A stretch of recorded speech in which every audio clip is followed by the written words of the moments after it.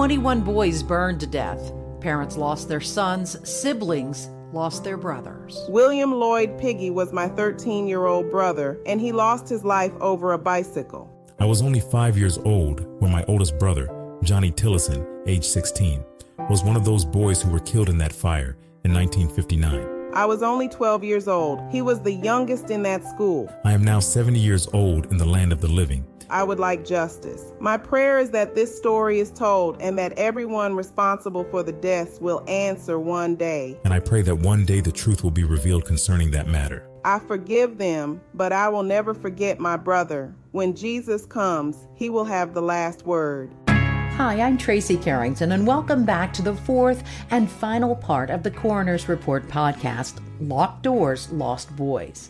Please note at times in this episode you'll hear AI-generated voices reading from historical accounts. Now, these aren't original recordings, but they are recreations meant to bring the words of the past back to life. We also include several different experts. And I'm Steve Nawojczyk.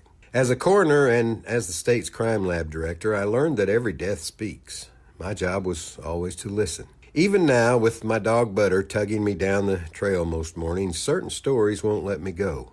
One of them is this one, Wrightsville. In this episode, Tracey and I open the file once again. In our last chapter, we mentioned the land sale. Not just any land, mind you. Wrightsville is a small little town in the middle of farming country. It's surrounded by rich soil deposited by the Arkansas River, perfect for farming. In later years, the land was leased to a farmer and the boys worked the fields. The farmer would pay the boys' wages to the school. Boy, that sounds a little bit like forced labor, Steve. It sounded that way because it was. No boy pulled off the streets of any city or any town would choose to pick cotton in Arkansas unless he was forced to. Faubus decides it's time to pay for the new boys' school by selling off a little bit of land. Except it wasn't a little bit. The appraisal board is set to sell about 3,000 acres of property of the Negro Boys Industrial School at Wrightsville. A portion of the proceeds, about $150,000, will be used to rebuild a dormitory. A fund of $15,000 will go to the Negro Girls Industrial School, $5,000 to the Negro Blind and Deaf School, and the remainder in the state treasury. The land had first been leased, but was later sold at auction, where Dr. T.J. Rainey acquired the 2,600-acre tract as the sole bidder for a discounted price of $226,000. A close friend of Governor Orville Faubus, Rainey also served as Faubus's personal physician.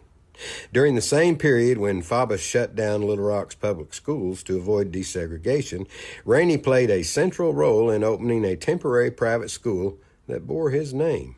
That land should have sold for more than twice that price. The state fronted the money to rebuild the dormitory, expecting a reimbursement once the sale was final. It was prime river-bottom soil, fertile, valuable ground. Orville didn't waste any time. Literally a month after the fire, by April 1959, a company had won the bid to construct a new dormitory. The cost to the state was $75,000, with the requirement it be completed within 105 days. In the meantime, the 48 survivors of the fire were housed in temporary quarters. Months later, Orville Faubus was front and center at the grand opening of the new one-story brick and steel dormitory. It was promoted as being as close to fireproof as they could make it. The new building featured all the modern-day features of a prison, including bars and bulletproof glass where an attendant could observe them. Remember, the rapists and the murderers that were underage didn't go to Wrightsville. No, they went straight to the state penitentiary. The boys at Wrightsville were typically not violent.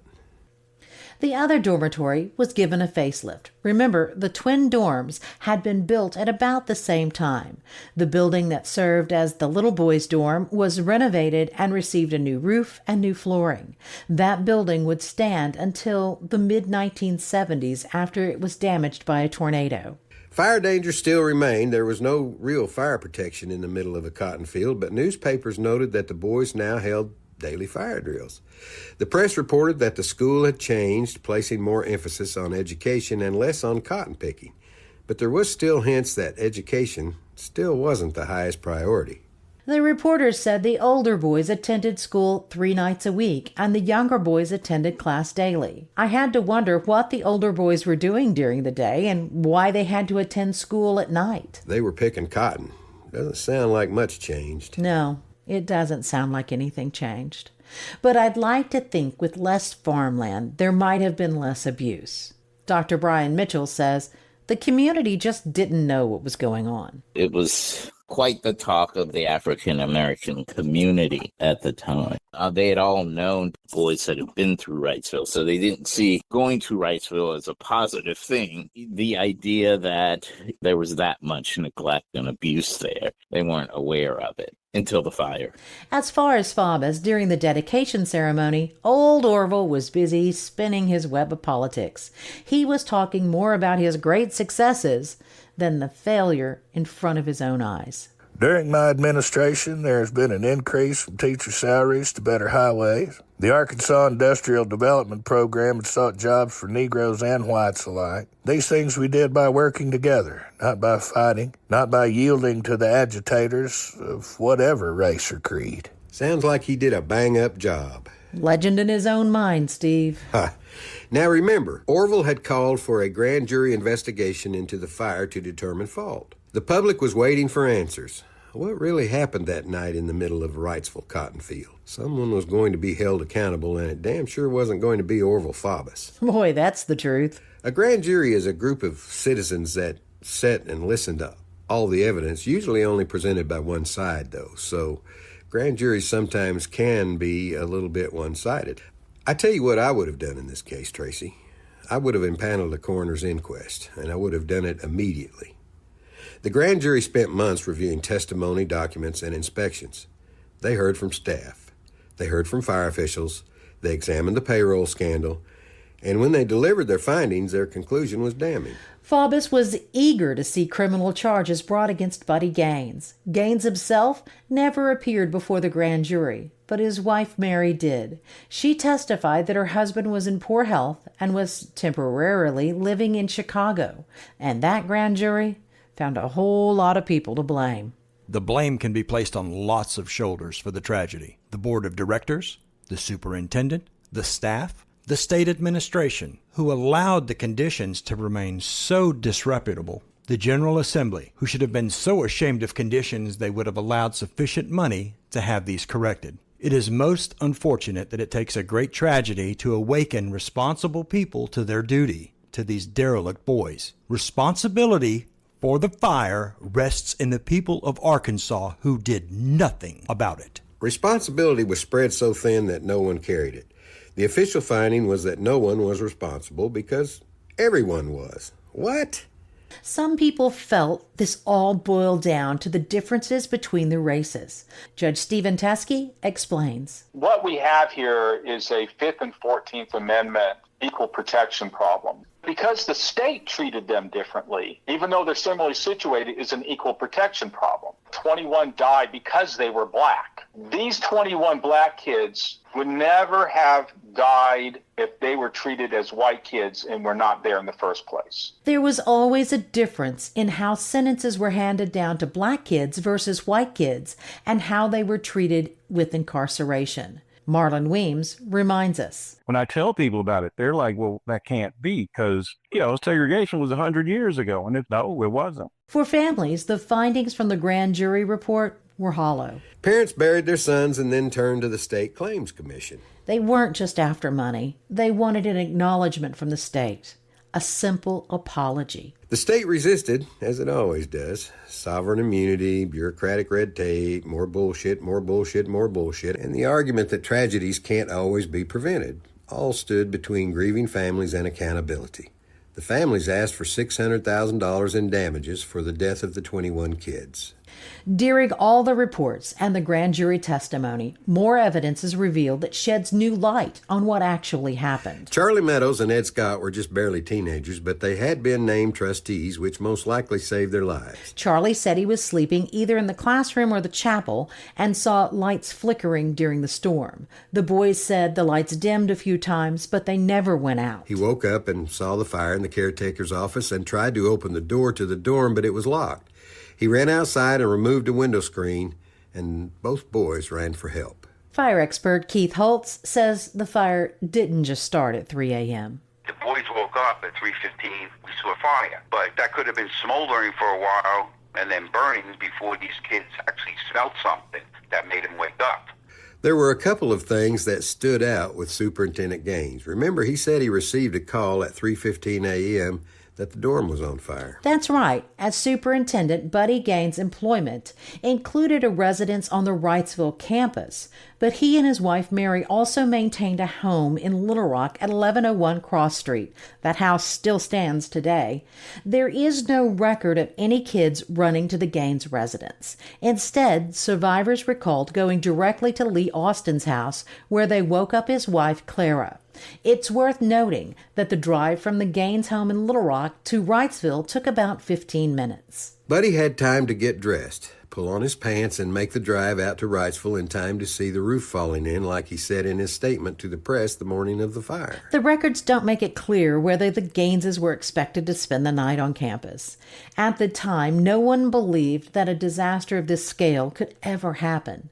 In the end, it really didn't matter if Buddy was on the grounds when the fire broke out or not. But that uncertainty and those questions kind of sheds light on something else. It could be the reason why Gaines gave shifting accounts, one version on the day of the fire and other versions on the days that followed. We end up getting a fuller picture of what happened that awful night. Lee Austin, the livestock supervisor, testified. I had been working with the boys for about 3 weeks while another staff member was in the hospital. I locked the boys in the dormitory at about 8 p.m. on the night of the fire on the orders of former Superintendent Buddy Gaines. Then I went to my home, which was about 200 yards away from the dormitory. That night, my wife woke me up. She had been awakened by Ed Scott, one of the 2 inmates not locked in the dormitory. Mr. Gaines gave me 2 boys to help lock the others in each night.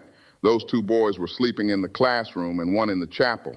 By the time I got to the dormitory, the roof was ready to fall in. That morning at about 11 a.m., Mr. Gaines told me to make a statement that I was in the building that night, but that when lights began flickering, I went to my house to get a flashlight, and when I got back, the building was on fire. But none of that was true. I had not been ordered to sleep in the dormitory with the inmates. The way the building sat on the land created a huge blind spot for the staff cottages. From their windows, they could see the opposite wing of the U-shaped structure, but not the dormitory wing or the caretaker's office. That meant the fire could have been burning for some time before anyone noticed. And with the severe thunderstorms rolling through the area that night, it's unlikely anyone had their windows open to smell the smoke. Clara Austin, Lee's wife, who was a cook at the school, she says they dressed quickly, but when they got to the building, it had almost collapsed. Lee had even more to say. There were never any fire drills since I started working at the school. I had been told there were fire extinguishers in the dormitory, but I never saw them used. Charlie Meadows, the trustee, remembered those fire extinguishers. They questioned me on if those 2 fire extinguishers were working in the dormitory. I testified they were not. The state's attorney asked me how I knew they weren't working. I told him we done tried them. The attorney asked if we were authorized to use the extinguishers, and I told him we had not been, but we had tried to mess with them on the sly. Remember, Captain W.A. Seaton of the Little Rock Fire Department said the alarm came in at 3:30 a.m. But because the blaze was outside the city, there was hesitation. Calls bounced between the firehouse and the city manager's office before a truck was finally cleared to go. Engine 13 rolled out of the firehouse at 4:33 a.m., a full hour after the call came in for help. By the time they reached Wrightsville, it was 4:45. And even then, another 45 minutes slipped away as they positioned the truck to pump water out of the pool. It was 5:30 in the morning before a drop of water touched the fire, 2 hours after it was reported. I also have to wonder if the telephone rang at the governor's mansion too, because it sure didn't take old Orville long to put on some pants and head to Wrightsville. He arrived on the scene as the sun was rising. The fire crews were left with just cooling down the hot spots. The dormitory was gone, reduced to rubble and ash, and what was left of the dorm smoldered while crews poured water on the hot spots. Nothing stood. It was all gone except for the chimneys. When the officials walked through the ruins, they found 18 boys pressed together at a rear window, 2 more in the middle of the room, and by the doorway, Jesse Carpenter. He'd kicked the door open trying to lead the boys out to safety, and he died where he fell. As fast and as hot as that fire was, I'm not sure a fire truck at the scene by 3:45 a.m. would have even saved the boys, but a key damn sure would have. Most of the families were represented by attorneys, but one attorney took the lead. It was none other than former Governor Sidney McMath. These boys were committed to the school for crimes that didn't affect their nervous system or their sensory systems. They were still able to feel pain and fear death. The increasing intensity of the heat of the fire was like hell itself. There is nothing more horrible than being burned alive by fire. McMath knew the path to the biggest payout wasn't in polite words. It was in testimony that cut deep, testimony so brutal it could not be ignored. 15-year-old Charles White was at the school because he had been convicted of stealing a damned bicycle. His mother testified before the commission. Me and my husband, Sam, we adopted Charles when he was barely 8 months old and raised him as if he were our own, but we never officially adopted the boy. I heard about the fire at 6 a.m. that morning, but I didn't know if my boy was in the fire. The school and the board kept the names of the dead secret for 36 hours after the fire. In his research, historian Griff Stockley uncovered the story of victim Charles White. His mother worked for a white family whose son was about the same age as Charles. The two children played together and often rode bicycles. When the white kid got a new bike, the family gave his old bike to Charles. But a neighbor reported the bike as stolen.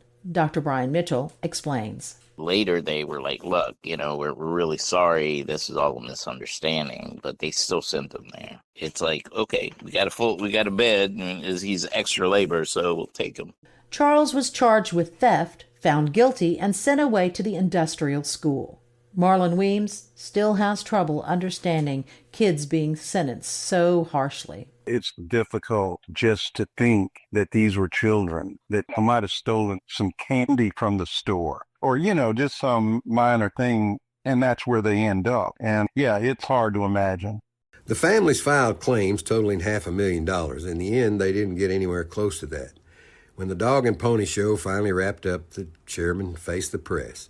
Yes, the hearings were over, he said, but the commission would be taking its sweet time studying the briefs through the summer before handing down a ruling. He insisted the family's claims weren't being held up on purpose. And then came the kicker. Any award, if it was granted, wouldn't be payable until the next legislative session in 1961.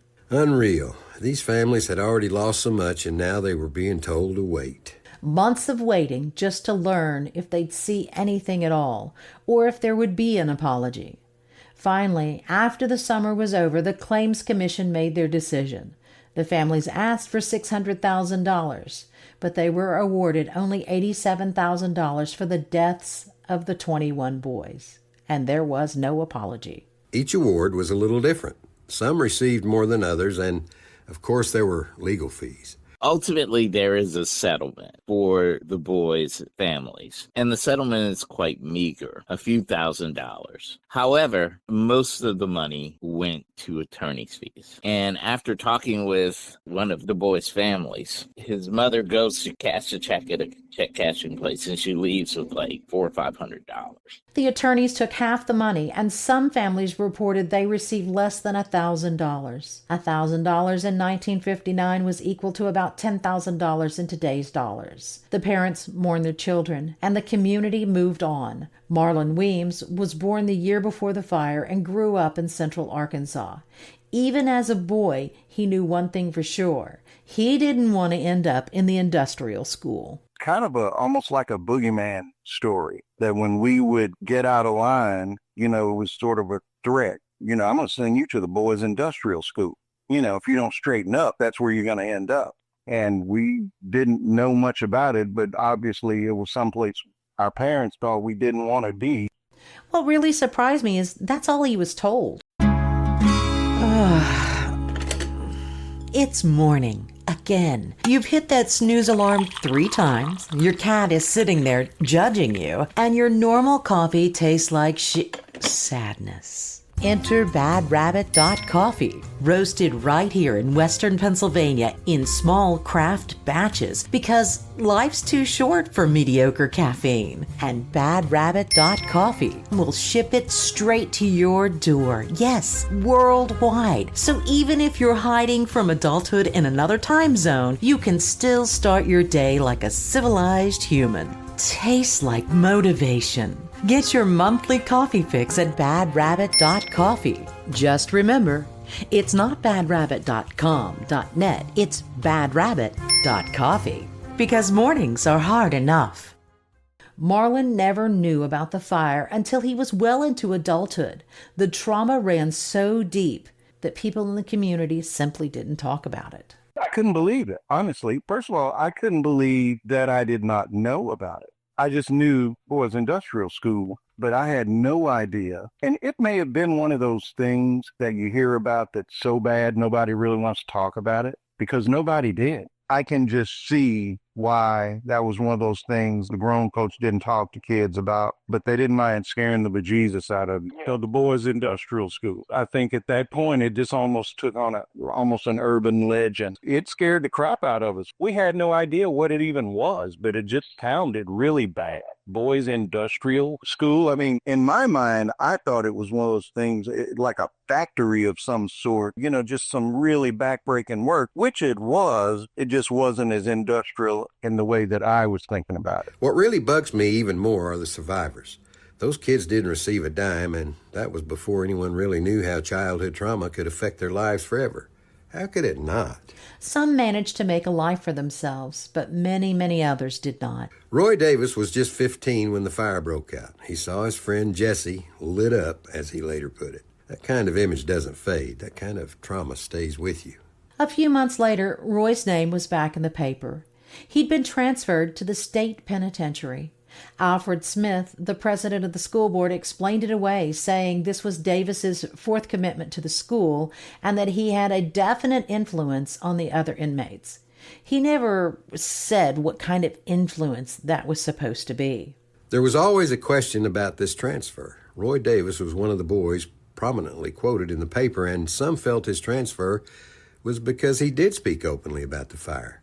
But there is no proof one way or another to substantiate that claim. Roy Davis was sent to the state pen just after his 16th birthday.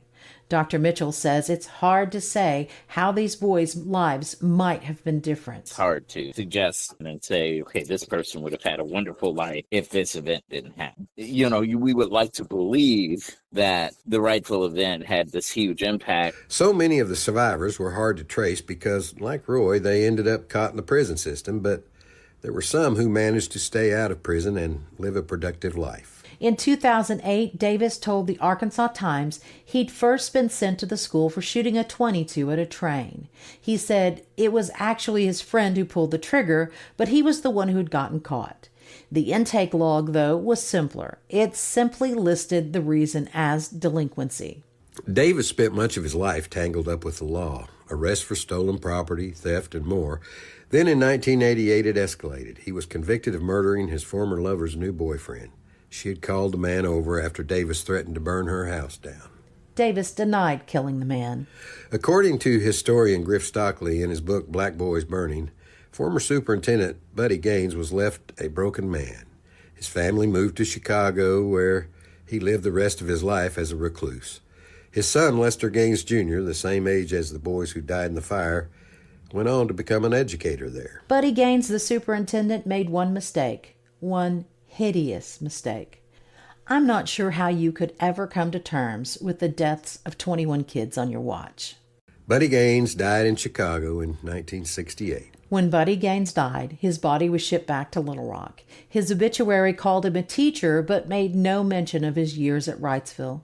He was buried at Haven of Rest Cemetery, the same ground where 14 of the fire victims were laid to rest. He's with his boys again. Yeah, I'd like to think so.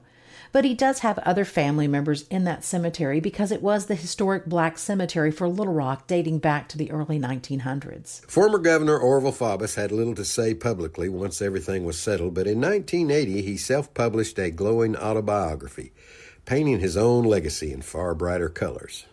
To me, it was inadequate justice to the youth who burned to death as a result of negligence and dereliction of duty for those who were responsible for their care. Someone should have been prosecuted. Well, he wasn't wrong. There was negligence, though not intentional. I once had to do an investigation of a death case in the north central part of the state in which some of Faubus's people were allegedly involved. So I scheduled an appointment with him to talk to him about it. When I got there, I had about an hour and a half with him, and for almost an hour, all he did was qualify everything that he had done during his administration and telling me how the things that he did were good for people. And he specifically mentioned young people, that everything he did in his life was meant to help young people. He was, after all, a teacher. It's just a haunting story. Want to guess who wasn't haunted? Orville Eugene Faubus. Old Orville kept playing politics until 1967, when he finally saw the writing on the wall and chose not to run for re-election. The old guard was finished, but that didn't stop him. Through the 1970s, Faubus tried 3 different times to draw his way back into the governor's mansion, and 3 times he failed. Dr. Brian Mitchell believes the fire not only ended the lives of the boys, but it also cut short Faubus's career aspirations. The whole fire incident was just like another check mark in the career of Faubus. He had set his sights on loftier positions, hopefully in the federal or maybe a run for president or something, but these cut away at his potential for any of those positions. Orville's buddy, Dr. T.J. Rainey, found himself in a little trouble in 1963 when the state started asking questions about the kids from the industrial school working on his farm, the same farmland he purchased at that auction. Rainey explained he paid the school to hire the boys out, and the school paid the boys directly. He had nothing to do with paying those boys. Sounds like someone was making a profit, and I bet it wasn't the boys. That same year, Dr. Rainey went before the county planning board to pitch his idea of creating a subdivision called Paradise Acres on the land he owned surrounding the industrial school. Today, there's no sign of a subdivision. Paradise Acres. That's what he was going to call this subdivision that was within sight of the school just 4 years after 21 boys burned to death. What in the hell was he thinking? I can't imagine why anyone thought this was a good idea. Sadly, just 2 years later, Dr. Rainey died in August of 1965 in a horrific car accident that took the lives of his wife and his son. Orville Faubus was quoted in Dr. Rainey's obituary. Dr. Rainey was a fine, public-spirited man. He was one of the kindest individuals I've ever known. In all of the different circumstances of which I observed him, he was always calm, quiet, and friendly. He was a rare individual of sterling quality. In 1973, Dr. Rainey's estate sold 2,600 acres to Winrock Farms. Ironically, Winrock Farms was owned by yet another former Arkansas governor, Winthrop Rockefeller. Yeah, that Rockefeller family. Many years later, Lavinia Lawrence Long, mother of a fire victim, Lindsay Cross, and Frank Lawrence, Lindsay's baby brother, were interviewed in the Jackson Free Press. She was 81 years old, and 50 years had passed since the death of her son. My Lindsay was a good boy. Didn't nobody call me when that school caught on fire? Didn't nobody come there and tell me? The fire was bad. It's a hurt still. All I could do was cry and pray. Lindsay Cross had a younger brother, Frank Lawrence. For years, Frank dug into the fire and its aftermath. He was convinced something darker was at play, a scheme tied to the land deal that followed the fire. Dr. Brian Mitchell remembers hearing those whispers. A lot of people were speculative about the fire and whether it was an intentional fire or whether it was purely accidental. So I would say a 70-30 split. It wasn't based on any information that they knew. It's just their perspectives of black and white relations at the time. We looked into it too, but never found solid proof. What's certain is that families carried that burden for decades. Marlon Weems also investigated the allegations. You can't really prove it, but there was obviously a lot of backdoor dealing going on. You just can't imagine the idea that somebody would torch a building full of kids. I would hope, as much of a segregationalist as he was, that would be where he would draw the line. As time went on, the public forgot about the boys, but their families did not. I still feel it. I've got his picture by my bed, hanging up in the corner. I look at it and pray every day. That's all I can do now. Lavinia died in 2017, 58 years after her son's death. The school itself kept operating well into the late 1970s. Along the way, it changed names, and by the late 60s, it was integrated. I can't help but wonder what Orville thought of that. Oh, I'm betting he wouldn't have been pleased. I think you might be right on that one, Tracey. Occasionally something would happen out there and there would be some mention in the paper. With prison reform of the 1960s, a change occurred on the campus. Instead of sending violent teenage offenders into adult prisons, they came to Wrightsville. So the nonviolent offenders were housed with kids with real problems. Horrific stories of physical and verbal abuse and even shock treatments came out in the early 70s, and yet another superintendent was replaced. The fire was never mentioned again in the press until Griff Stockley began researching. As Stockley's health declined, Dr. Brian Mitchell assisted him with speaking engagements, and he recalls one lecture in particular.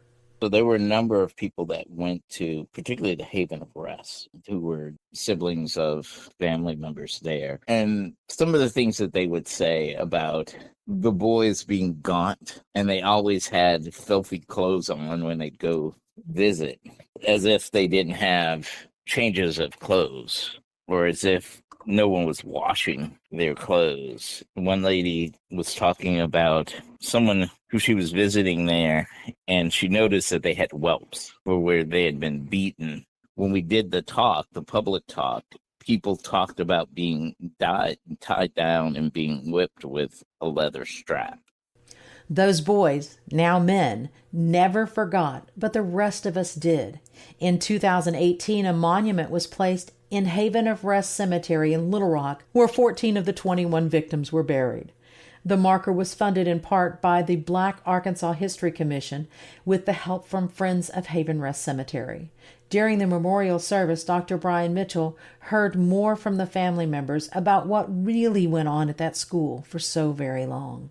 It's not a pretty picture that either the people who had been there as children painted or the families. And a lot of families said they knew something was going on, and they'd ask the kids and they'd cry and they'd not want to tell them the truth. By the late 1970s, the remaining boys in Wrightsville were shipped off to a new facility in Alexander, Arkansas. The governor had a new plan for Wrightsville. Today, nothing remains of the old buildings. New ones have gone up in their place. The scorched ground where those boys died is now part of the Arkansas Department of Corrections. The facility houses up to 850 men. On site, there are programs for education and retraining. They still farm the land, but now they also raise cattle. Inmates can earn a GED, learn furniture manufacturing or data imaging or printing, and take part in a substance abuse program. Juvenile justice reform did change many policies in the state, yet Judge Stephen Teske still sees many parallels. Today's Arkansas juvenile justice system in certain ways, and I think mostly the contracting way, parallels what it was like back then when Wrightsville happened. The Wrightsville unit, as it's called today, now encompasses 5,000 acres, including the 2,600 acres once owned by Dr. T.J. Rainey and sold off to Governor Winthrop Rockefeller. Rockefeller sold it back to the state in the late 1970s. The road to the prison today is named Rainey Drive, after Dr. Thomas Jefferson Rainey. In 2019, a monument was installed at the prison, remembering the 21 boys who died. Their names, their stories should never be forgotten. Frank Barnes, age 14, of Lake Village, convicted of possessing stolen liquor. Frank was named after his maternal grandfather. R.D. Brown, age 15, of Emerson, convicted of burglary of a safe. Jesse Carpenter Jr., age 18, of Forest City, convicted of unlawful entry. His mother died a few years after the fire. Jesse was the oldest fire victim. Joe Charles Crittenden, age 16, of Blytheville. He entered the school in the fall of 1956 and was paroled the following year. Yet instead of returning home, he remained at the institution. Little is known about his family or what kept him there, but his name is among the 21 who lost their lives. Lindsay Cross, age 14, of North Little Rock, convicted of theft from a grocery store along with his classmate Carl Thornton. Both would die in the fire. John H. Daniel, age 16, of El Dorado, convicted of the theft of 2 pistols. Henry Daniels Jr., age 15, of Little Rock, convicted of theft of a battery from his grandfather and running away from home. His mother had died when he was a child, and he was raised by his grandmother. John Alfred George, age 15, of North Little Rock, convicted of car theft with his friend Willie Horner. They died together in the fire. Amos Geis, age 16, of Woodson, convicted of theft from a farmer, a week away from his 17th birthday. Roy Allen Hegwood, age 15, of El Dorado, convicted of car theft. Willie Horner, age 16, of North Little Rock, convicted of car theft with John George. The boys died together. His parents divorced soon after his death. O.F. Meadows, age 13, of El Dorado, convicted of truancy and insubordination, the second youngest victim. Willie Piggy Jr., age 13, of DeWitt, convicted of bike theft, the youngest of the fire victims. The paper reported he was one of 14 children, and his family said he was a good boy who'd never been in trouble before. He wrote letters home, and we used one in this podcast. Remember, his family said that this was just a misunderstanding by the police. He'd been given the bike. Roy Chester Powell, age 15, of Forest City, convicted of armed robbery. His parents were young sharecroppers with 6 children. Within the year of their son's death, his parents divorced. Cecil Preston, age 17, of Antoine, convicted of car theft, named after his mother, Cecilian.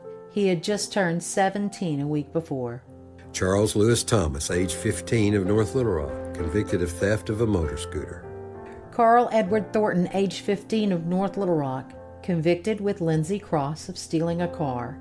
His mother had died when he was an infant. Johnny Tilson Jr., age 17, of LaGrange, convicted of theft. He had just turned 17. Edward Tolson Jr., age 15, of Wilmot, convicted of defacing property on Halloween, soaping a window. Named after his maternal grandfather, 4 years after his death, his younger brother Albert died after being hit by a car while crossing the street. Charles White, age 15, of Malvern, convicted of bicycle theft. Willie Lee Williams, age 15, of Helena, convicted of theft of a radio. He died just weeks before his 16th birthday.